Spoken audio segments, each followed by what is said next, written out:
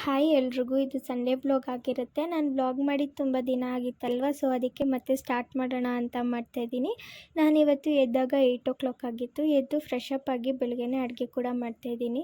ಅದರಲ್ಲಿ ನಮ್ಮಂಥ ಕಾಲೇಜ್ಗೆ ಹೋಗೋ ಸ್ಟೂಡೆಂಟ್ಸ್ಗೆ ಹೇಗಾಗ್ಬಿಟ್ಟಿರುತ್ತಪ್ಪ ಅಂದರೆ ಸಂಡೇ ಯಾವಾಗ ಬರುತ್ತೆ ಅಂತ ವೀಕ್ ಫುಲ್ ವೇಟ್ ಮಾಡ್ತಾನೇ ಇರ್ತೀವಿ, ಯಾಕಂದರೆ ಆರಾಮಾಗಿ ರೆಸ್ಟ್ ಮಾಡ್ಬೋದು ಅಂತ. ಆದರೆ ಸಂಡೇ ಆಗೋದೇ ಬೇರೆ, ರೆಸ್ಟ್ ಎಲ್ಲ ಬರೀ ಕೆಲಸನೇ ಆಗೋಗ್ಬಿಟ್ಟಿರುತ್ತೆ. ಅದೇ ಥರ ನನ್ನ ಸಂಡೇ ಕೂಡ ಆಗೋಯಿತು. ನಾನು ಮಾರ್ನಿಂಗ್ ಟಿಫನ್ ಮಾಡಿ ತಿನ್ನೋ ಅಷ್ಟೊತ್ತಿಗೆ 11 o'clock ಆಗಿತ್ತು. ಮತ್ತು ನಾನು ಯೂನಿಫಾರ್ಮ್ ಎಲ್ಲ ವಾಶ್ ಮಾಡಿ ಮಲ್ಕೊಂಬಿಟ್ಟಿದ್ದೆ. ಮತ್ತು ಎದ್ದಾಗ ಈವ್ನಿಂಗ್ ಆಗಿತ್ತು. ಇವತ್ತು ನಾನು ವೀಡಿಯೋದಲ್ಲಿ ನನ್ನ ಬಗ್ಗೆ ನಿಮಗೆ ಸ್ವಲ್ಪ ಚಿಕ್ಕದಾಗಿ ಪರಿಚಯ ಮಾಡಿಕೊಡೋಣ ಅಂತ ಅಂದ್ಕೊಂಡೆ.